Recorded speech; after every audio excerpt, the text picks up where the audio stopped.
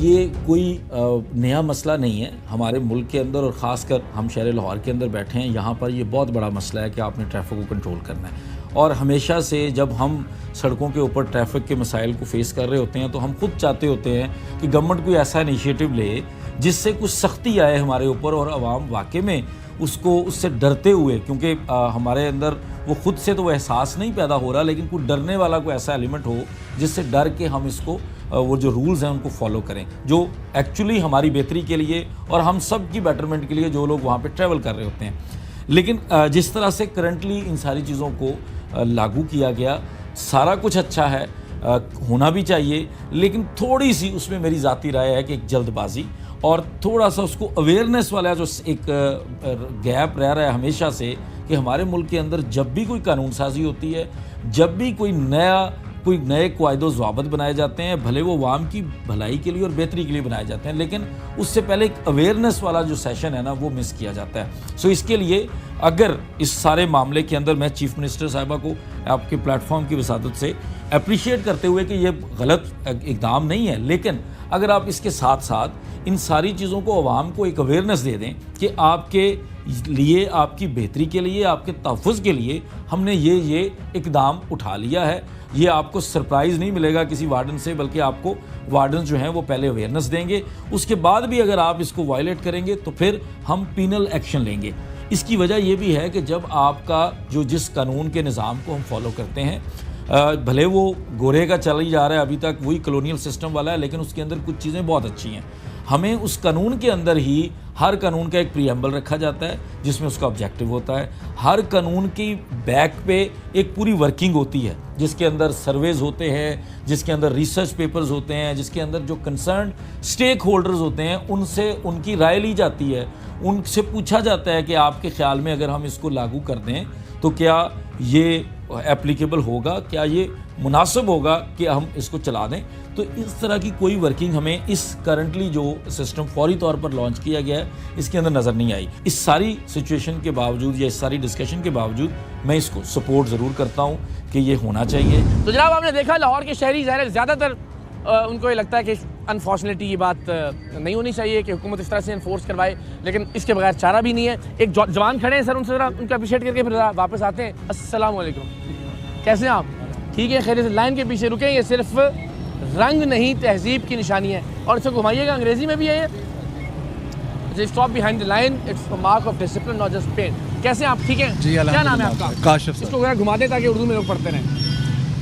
काशिफ भाई, मुझे इतना अच्छा लग रहा है, एक तरह से खिदमत आप कर रहे हैं लोगों की, और मैं बड़ी देर से जब हम रिकॉर्डिंग कर रहे थे कि पढ़ा लिखा नौजवान लेकिन लोगों की हिफाजत के लिए इस पर अमल भी कर रहे हैं लोग। देखें, जो काम हो रहा है उसके ऊपर, कोई भी काम होता है उसका रिज़ल्ट तो मिलता है, और ये लेन लाइन के ऊपर जो काम है ये काफ़ी अरसे से हो रहा है, जिसके ऊपर आवाम जो है वो पाबंदी भी कर रही है, डिसिप्लिन भी है। मेन जो शाहरा है ना उनके ऊपर कॉर्निंग करवा के पिछले कई सालों से मोटरसाइकिल की ये लाइन है, गाड़ियों की ये लाइनें हैं, वो बताया गया है, जिससे जो है ना वो गाड़ियों के गुजरने का जो है रास्ता बेहतर रहता है। यानी कि डिसिप्लिन है ना, जैसे हमें स्कूल में भी सुबह फर्स्ट टाइम असम्बली में भी डिसिप्लिन सिखाया जाता है, अपनी अपनी लाइनों में खड़े रहें। और ये अब जो है हमारी टीम जो है यहाँ रोड के अलावा एजुकेशन की भी है फील्ड में काम कर रहे हैं। लोग गुजर रहे होते हैं, वो पढ़ते हैं, कुछ आपको थम्स अप कहते हैं, कुछ स्माइल करते हैं, कुछ क्या करते हैं? जी बिल्कुल अच्छा है, अच्छा फीडबैक भी मिल रहा है, और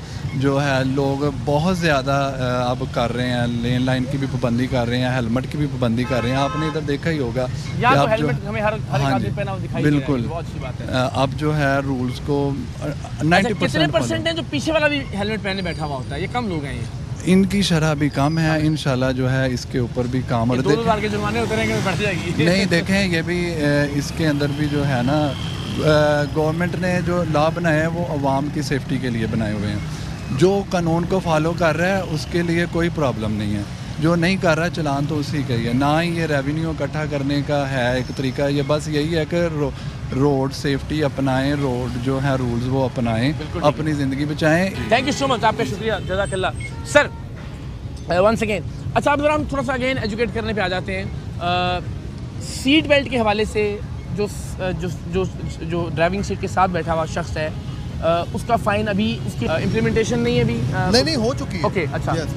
जो सेकंड सीट बेल्ट है ना वो लाजमी है। बेसिकली तो दोनों फ्रंट राइडर्स हैं, दोनों के लिए सीट बेल्ट ज़रूरी है और उनके ऊपर चलान है। इसी तरह जो ब्लैक पेपर्स हैं, लोग हमारे एक माशरे में ये रच बस गई है चीज़ कि हमने गाड़ी के जो शीशे हैं उन्हें टिंटेड करवाना ही करवाना है। वो एक फैशन बन चुका है। ग्रीन नंबर प्लेट्स अगर कोई लगाता है तो बिला तफरीक उसके खिलाफ कार्रवाई होती है। गलत ग्रीन नंबर प्लेट लगाता है तो जो अनऑथोराइज्ड है उस बंदे को नहीं है, बेशक वो सरकारी ऑफिसर है और उसकी प्राइवेट व्हीकल पे लगी है तो फिर भी नहीं छोड़ा जाएगा। अभी रिसेंटली हम लोगों ने काफ़ी सारी कुछ 660 से ज़्यादा ऐसे सरकारी मतलब गाड़ियों पे कार्रवाई की है जिनकी हमें कुछ चीज़ें में कमी नज़र आई। मतलब उनके ब्लैक पेपर ज़्यादा थे, मेरी गाड़ी के साफ़ है, आपकी गाड़ी के साफ़ है तो उनके भी साफ़ होने चाहिए। अच्छा, जिनको ऑथोराइज्ड है उनका जिक्र है, वो होम ऑफिस ने दोबारा लिस्ट भी शेयर कर दी है। अच्छा। वो बड़े मखसूस हैं और वो मखसूस व्हीकल्स हैं। अच्छा, उसके बाद में लोग इस चीज़ पे बार बार आ रहे हैं कि ब्लैक पेपर हमने लगाए हैं, हमें इतनी परमिशन होनी चाहिए, हमारी जैपनीज़ इम्पोर्टेड गाड़ियाँ हैं, उसमें देखिए 50% वो उन पे आता है। हम लोग टिंटेड ग्लासेस पे नहीं जा रहे, वो जो आप फैक्ट्री से या कंपनी से लग के आ रहे हैं, लेकिन जो आप करते हैं जो बिल्ट इन है ना, तो दोनों में प्रॉब्लम तो एक जैसा है, इसका मतलब है? नहीं, प्रॉब्लम नहीं। उसमें अभी सिर्फ ये आ रहा है कि उसमें अमेंडमेंट करवा रहे हैं जो फैक्ट्री वाली गाड़ी है। ओके। वो जब हो जाएगी तो हम करेंगे। बेसिकली हम लोग कोई भी चीज़ अपनी मर्जी से नहीं कर सकते, जो कानून है उसके मुताबिक चलेंगे। कानून है उसके मुताबिक। लेकिन इसकी थोड़ी वजाहत फरमा दीजिए कि क्या जो आगे के शीशे हैं सिर्फ उनका टिंटेड ना होना ये काफ़ी है और पीछे के उनकी कोई शरह है कितने % हो जाए तो चल जाएगा या नहीं? जो कंपनीज हैं जब वो टिंटेड ग्लासेस को अटैच करती है बैक साइड वाले जो होते हैं, फ्रंट साइड पे तो कहीं पे भी नहीं है। ओके। वो उसमें जो कंपनीज है 50% उसमें विजिबिलिटी रखती है। जो पीछे वाले शीशे उनमें आम आदमी खुद पीछे वाले अगर करवा ले 50% नहीं, वो नहीं, वो भी गैर वो नहीं है, 30% भी नहीं है, नहीं है, जीरो है। अच्छा सर, शेड्स लगाने के हवाले से क्या है? जो कर्टन सा लगा लिया जाता है उसकी ममानत है और वो कितना लगाया जा सकता है और लगावा क्या? देखिए, लॉ के साथ ना कुछ चीज़ें ऐसी होती हैं जो हम लोग समझते हैं कि चले इसको हम लोग कर लें। देखिए, अगर आपने गाड़ी के शीशों को हम क्लीन क्यों नहीं रख सकते? मतलब जब इसको लॉ परमिट नहीं करता, आप एक रिमूवेबल आइटम है, कभी आगे कर ली कभी पीछे कर ली, तो वो है तो गलत। लेकिन उसमें ट्रैफिक पुलिस कितना अगले बंदे को रिलीफ दे देती है, डिपेंड्स ऑन हिम।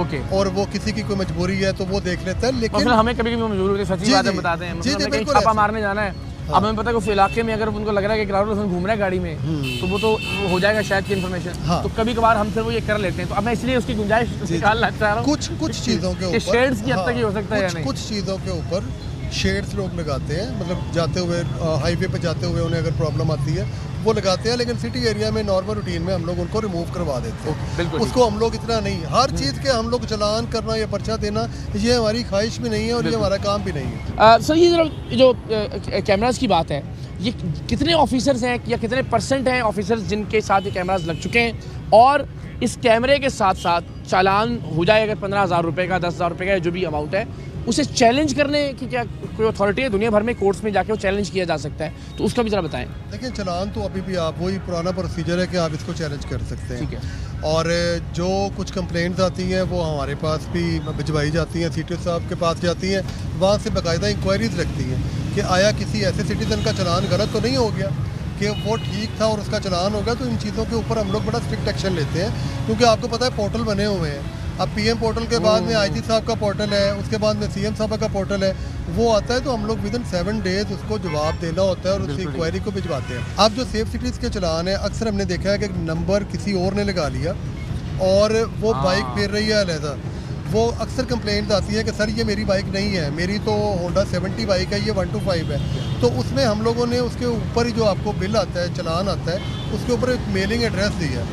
आप लोग किसी बंदे के पास जाके सिफारिश करवाने की जरूरत ही नहीं है, उसी पे ईमेल कर दें, आप जस्ट ईमेल करें, फैक्ट्स शेयर करें। जी बिल्कुल, आप शेयर करें, आप थाने में जाके फर्स्ट इन्फॉर्मेशन रिपोर्ट अपनी दर्ज करवा दें, ताकि अगर आपकी बाइक किसी और मकसद के लिए इस्तेमाल होती है तो वो भी रिकॉर्ड पर रहें। और फिर हम लोग उनके खिलाफ कार्रवाई भी करते हैं और ऐसी मोटरसाइकिलों पे हम लोग रेड टिक लगाते हैं और उनको हम लोग रिकवर भी करते हैं, उन पे FIR भी देखे हैं। पिछले दिनों हम लोगों ने कोस्टर्स पकड़ी। अच्छा। ये टूरिज्म वाली कोस्टर्स है, वो हमें 5 गाड़ियों को एक ही नंबर लगाया हुआ था और बाकी उनके अप्लाइड फॉर व्हीकल।